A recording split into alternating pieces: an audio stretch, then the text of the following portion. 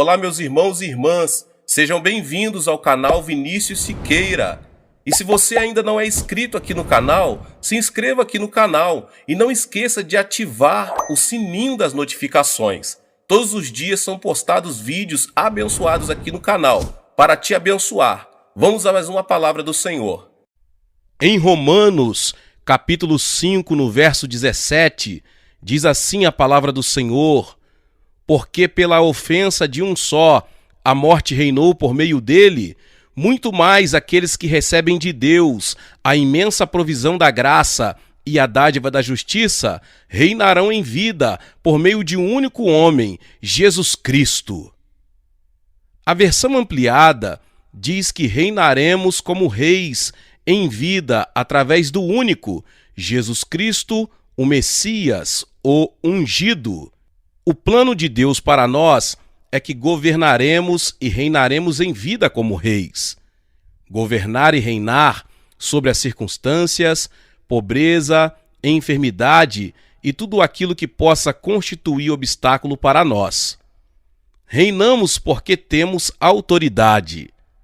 Ao cantarmos ou dizermos alguma coisa, estejamos seguros de que estamos afinados com a palavra de Deus. Algumas pessoas cantam: aqui vou peregrinando como um mendigo, no frio e no calor, ou precioso Jesus, não se esqueça de mim.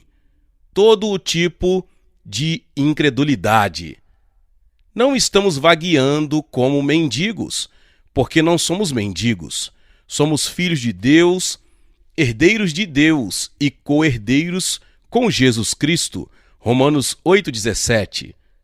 Somos o corpo de Cristo. Estamos sentados com Cristo, à destra da majestade nas alturas, acima de todas as potestades e poderes, força e domínio, glória a Deus. Isso não se assemelha muito a um mendigo? Ou, precioso Jesus, não se esqueça de mim? Ou, se eu pudesse alcançar? Ou, ficando em algum lugar, nas sombras, você encontrará Jesus. Ou ainda, Senhor, construa uma casinha para mim, num cantinho da terra gloriosa. Prefiro ouvir um jumento zurrar do que ouvir tais cânticos. Mas nós os cantamos durante tanto tempo que acreditamos dizerem a verdade. Pessoas derramaram algumas lágrimas porque vagueavam como um mendigo e pensam que estão sendo abençoadas. Muito frequentemente, os crentes agem como filhotes de pássaros, com os olhos fechados e a boca aberta. Qualquer pessoa pode vir e lhes dar qualquer coisa para comer, e estão prontas para aceitar. Bem, não vou ficar com minha boca aberta e meus olhos fechados. Vou ficar com meus olhos abertos e minha boca fechada. Humildade versus pobreza. Exemplificando, muitos crentes confundem humildade com pobreza. Um pregador certa vez me disse que fulano possuía humildade, porque andava num carro muito velho. Repliquei: isso não é ser humilde, é ser ignorante. A ideia que o pregador tinha de humildade era a de dirigir um carro velho. Um outro observou: sabe, Jesus e os discípulos nunca andaram num Cadillac. Não havia Cadillac naquela época, mas Jesus andou num jumento. Era o Cadillac da época, o melhor meio de transporte existente. Os crentes têm permitido ao diabo lesá-los em todas as bênçãos que poderiam usufruir. Não era a intenção de Deus que vivêssemos em pobreza. Ele disse que éramos para reinar em vida como reis. Quem jamais imaginaria um rei vivendo em estrita pobreza? A ideia de pobreza simplesmente não combina com reis. Exercendo autoridade em sua família. Não era a intenção de Deus que o diabo dominasse nossas famílias. Quando nossos filhos eram pequenos, e o diabo tentava adoecê-los, ficava furioso com o diabo e lhe dizia que se afastasse de meus filhos. Eu lhe dizia: estou governando em meu domínio. Você não dita normas nesta casa. Eu governo através de Jesus Cristo. Punha-o para correr e ele obedecia. Você pode afugentá-lo também. Anos atrás, estava pregando no norte e fui acordado no meio da noite. De algum modo, sabia no meu espírito que alguém estava em perigo físico e comecei a orar em línguas. É aqui que a intercessão entra em ação. Perguntei ao Senhor qual era o problema e ele me mostrou que era algo referente ao meu irmão mais velho. Sabia que sua vida corria perigo. Continuei a orar em silêncio, em línguas, por mais ou menos 1h30. Não perturbei minha esposa, que dormia ao meu lado. Finalmente, tive uma sensação de vitória e comecei a cantar bem baixinho em outras línguas. Então voltei a dormir. 2 dias mais tarde, minha irmã telefonou-me do Texas. Chorava quase histérica. Dub foi acidentado, fraturou a coluna. Ela gritava. Ele está muito mal, está em Kansas. Os médicos não sabem se ele sobreviverá ou não. Espere um minuto, disse. Acalme-se. Ele não está tão mal como eles pensam. E se estivesse, Deus já o teria tocado, porque orei por ele 2 dias atrás e já obtive resposta. Não fique nem um pouquinho preocupada. Ele está bem. 2 dias mais tarde, ela telefonou-me novamente. Tinha pedido informações sobre as condições de Dub e ele já havia deixado o hospital engessado. Não morrera, como os médicos haviam previsto, nem estava paralisado. Ele veio para nossa casa no Texas. Estava muito desanimado e deprimido, pois enquanto esteve fora, sua esposa o havia abandonado, levando as crianças. Eu pregava num culto em minha igreja naquela manhã de domingo e tentei levá-lo conosco, mas ele não quis. Era um bebê, havia se convertido havia pouco tempo. Bem no meio de meu sermão, repentinamente tive uma visão. Meus olhos estavam abertos, porém ali na minha frente via meu irmão no parque da cidade. Ouvi-lhe dizer para si mesmo: bem, sei o que vou fazer. Vou matá-la e em seguida cometer suicídio. Paralisado, eu disse: espere um minuto, tenho um assunto para resolver. Depois continuo o meu sermão. Falei àquele demônio que o atormentava: diabo, pare com isso agora mesmo. Eu te ordeno, no nome de Jesus Cristo, que deixe esse homem. A congregação não sabia do que eu estava falando, mas o diabo sabia. Foi tudo o que eu disse. Então retornei ao meu sermão. Quando chegamos em casa, meu irmão lá estava e, obviamente, de bom humor. Contou que tinha ido até o parque e que decidira resolver as coisas por si mesmo. Respondi: isso mesmo, eu sabia disso e lhe relatei a visão. Ele disse: alguma coisa me envolveu de repente e foi como se algo me levantasse do chão. Foi como se uma nuvem tivesse sido tirada de cima de mim. Voltei para casa assobiando e cantando. Dub não conhecia como tocar o Senhor por si mesmo, porque era apenas um bebê na fé. Algumas vezes, alguns de nós, que somos mais velhos no Senhor, temos que ajudar os bebês, e graças a Deus que podemos fazê-lo. Entretanto, virá um tempo em suas vidas quando terão que saber como agir por si mesmos. E então não poderemos agir por eles. Aprenda a ser exaltado. Nós cristãos precisamos aprender que estamos assentados com Cristo. Precisamos aprender a nos posicionar no lugar elevado onde Deus quer que estejamos. A igreja falha, frequentemente neste ministério de autoridade. Em vez de ensinar a este respeito, ela se encurva derrotada, vencida pelo medo.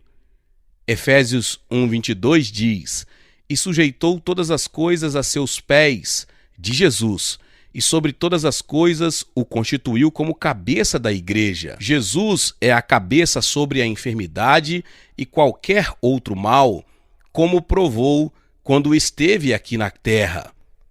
Se mudarmos a ordem das palavras, obteremos o sentido mais profundo, de modo mais claro. Cabeça para a igreja sobre todas as coisas. Jesus é a cabeça sobre todas as coisas, por amor à igreja. Precisamos meditar nessas verdades divinas para que nossos espíritos possam compreendê-las plenamente. Assim fazendo, receberemos ricas recompensas.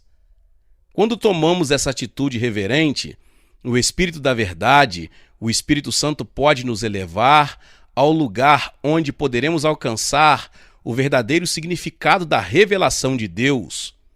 Em Efésios, Paulo orou para que a igreja em Éfeso tivesse este espírito de sabedoria e revelação. Deus fez com que Cristo fosse a cabeça sobre todas as coisas. É por amor a nós que ele é a cabeça, para que nós, através dele, possamos exercer autoridade sobre todas as coisas. Quando compreendermos o que nos pertence, desfrutaremos da vitória que Cristo tem para nós. O diabo lutará para nos afastar dali. No entanto, através de uma fé persistente em Cristo, a vitória é nossa. No livro de Colossenses, Paulo escreve à igreja em Colossos. Embora use expressões ligeiramente diferentes, repete o que disse aos Efésios sobre o plano redentor de Deus. Ele não prega uma mensagem nova nem diferente aos Colossenses. Colossenses capítulo 1, dos versos 15 ao 20, diz assim a palavra do Senhor: "O qual é imagem do Deus invisível, o primogênito de toda a criação, porque nele foram criadas todas as coisas que há nos céus e na terra, visíveis e invisíveis, sejam tronos, sejam dominações, sejam principados, sejam potestades. Tudo foi criado por ele e para ele. E ele é antes de todas as coisas, e todas as coisas subsistem por ele. E ele é a cabeça do corpo, da igreja, e o princípio e o primogênito dentre os mortos, para que em tudo tenha preeminência. Porque foi do agrado do Pai que toda a plenitude nele habitasse, e que, havendo por ele feito a paz, pelo sangue da cruz, por meio dele reconciliasse consigo mesmo todas as coisas, tanto as que estão na terra como as que estão nos céus." No capítulo 2, vemos que Cristo foi vivificado por Deus, o Pai. Colossenses capítulo 2, do 12 ao 15. "Sepultados com ele no batismo, nele também ressuscitastes, pela fé no poder de Deus, que o ressuscitou dos mortos. E quando vós estáveis mortos nos pecados e na incircuncisão da vossa carne, vos vivificou juntamente com ele, perdoando-vos todas as ofensas, havendo riscado a cédula que era contra nós, nas suas ordenanças, a qual de alguma maneira nos era contrária, e a tirou do meio de nós, cravando-a na cruz. E despojando os principados e potestades, os expôs publicamente, e deles triunfou em si mesmo." O versículo 12 diz que fomos ressuscitados com Cristo pela fé no poder de Deus. Observe que foi o Pai quem realizou esse trabalho. O verso 13 nos fala que Deus não somente nos vivificou e a Cristo simultaneamente, mas também ele nos perdoou os pecados. Quando Jesus o justo se entregou à morte, a cédula que era contra nós na lei foi quitada.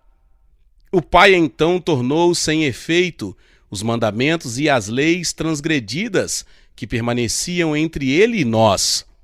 Esta cédula, agora anulada, foi por ele pregada na cruz de seu Filho. Paulo está dizendo aqui, em Colossenses, que foi Deus quem elaborou o plano de redenção. Foi Deus quem levantou a Jesus dentre os mortos.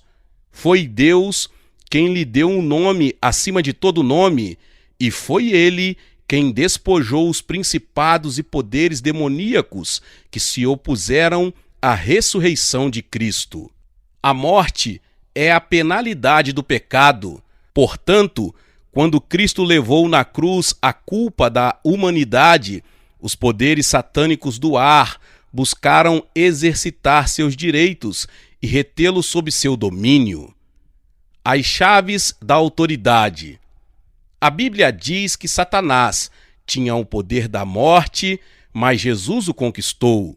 Jesus diz em Apocalipse 1,18: "E o que vivo e fui morto, mas aqui estou vivo para todo sempre, amém. E tenho as chaves da morte e do inferno." Jesus Cristo tomou as chaves do diabo. Glória a Deus! As chaves pertencem àquele que tem autoridade. Elas são as chaves da autoridade. Devemos nos lembrar que a morte física não é de Deus, é do inimigo. A morte é ainda um inimigo. A Bíblia diz que ainda é o último inimigo que será posto debaixo de seus pés. Graças a Deus, esse dia está vindo, mas você ainda não tem seu novo corpo. Você achará pessoas que creem que viverão eternamente aqui, na carne, mas observe que isso jamais aconteceu. Um amigo discutia comigo a respeito deste ponto de fé e eu repliquei: se o próprio Paulo não conseguiu, talvez seja bom você esquecer isso. Não posso entender como uma pessoa pode ser tão tola ao ponto de crer que vai viver para sempre na carne, no corpo atual. Não, esse corpo vai ser transformado. Você não pode viver para sempre com ele. A Bíblia nos fala quando é que ele será transformado: quando Jesus vier. Em um momento, num piscar de olhos, nossos corpos que então estiverem vivos serão transformados e se tornarão imortais. Até então, temos um poder limitado sobre a morte. Após destruir os poderes demoníacos da autoridade que antes possuíam, Cristo os expôs publicamente e sobre eles triunfou sobre si mesmo. Colossenses 2,15. A afirmação de Paulo aqui se refere ao fato de ter Cristo sido elevado acima de seus inimigos, à destra do Pai, um assunto sobre o qual Paulo escreve no livro de Efésios, como vimos anteriormente. De novo, Paulo está enfatizando o trabalho do Pai na disposição dos poderes satânicos e na derrota do próprio Satanás. Em Efésios, vimos também que o Filho está assentado acima destes poderes e que tem a autoridade do trono de Deus. Entretanto, é exatamente aqui que o mundo eclesiástico tem falhado. Já compreendeu que Cristo é a cabeça suprema da igreja. No entanto, tem falhado na compreensão de que a cabeça é totalmente dependente do corpo para a concretização de seus planos, que estamos assentados com Cristo nos lugares celestiais e que sua autoridade vigente sobre os poderes do ar tem que ser exercida através do corpo. Podemos entender melhor do que nunca o que Jesus queria dizer quando afirmou: tudo o que ligardes na terra será ligado no céu, e tudo o que desligardes na terra será desligado no céu. Mateus 18:18. Isso é exercitar sua autoridade sobre a terra. Alguns de nós vislumbramos essa autoridade de vez em quando. Alguns de nós, como que desajeitadamente a exercitamos sem nos conscientizarmos plenamente do que estamos fazendo. O que me levou a estudar esse assunto foi fazer a mim mesmo esta pergunta: será que temos autoridade e não temos consciência que a temos?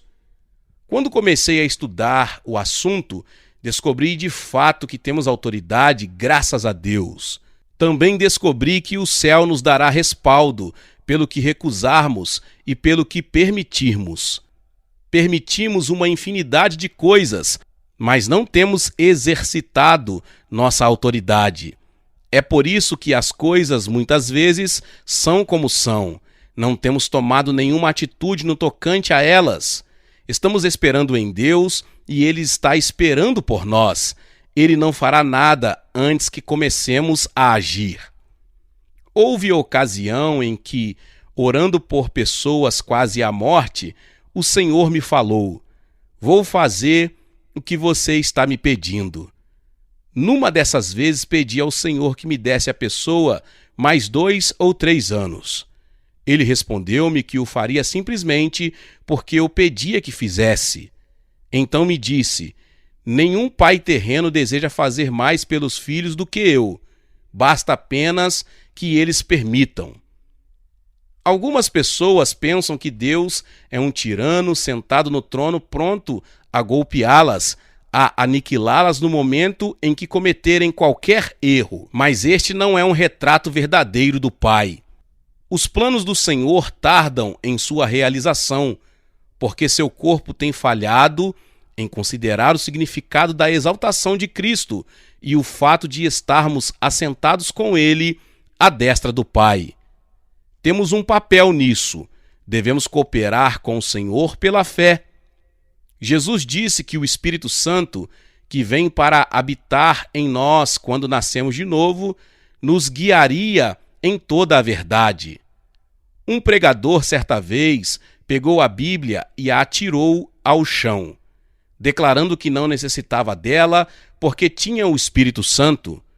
Mas, de fato, precisava da Bíblia, porque você não pode seguir o Espírito Santo em toda a verdade separado da Bíblia. Quando você vai além da palavra escrita, você já está longe demais. Fique com a palavra. A palavra de Deus tem origem no Espírito de Deus. Homens santos do passado a escreveram. A palavra de Deus é de primordial importância, mas você não a entenderá jamais com sua mente. Você deve entendê-la com o coração. Não ponha o Espírito acima da palavra. Ponha a palavra em primeiro lugar e em seguida o Espírito, e esteja a salvo. O conhecido editor pentecostal Stanley Frodsham, autor da biografia de Smith Wigglesworth, ressaltou o fato de que Wigglesworth era, acima de tudo, um homem da palavra de Deus e, em segundo lugar, um homem cheio do Espírito de Deus. Esta é uma excelente combinação. Glória a Deus, que palavra tremenda! Talvez você chegou aqui pela primeira vez, ouviu esta palavra e ainda não se inscreveu aqui no canal. Se inscreva aqui no canal. Você está vendo aí um botão chamado inscreva-se, de vermelho e branco, né? Então você clica aí e você vai ser direcionado para um sino. Depois que você tocar esse sino, você vai tocar em todas. Clique em todas, porque todas as vezes que liberarmos os próximos vídeos, você será notificada, tá bom? Deus abençoe e nos vemos nos próximos vídeos. Amém.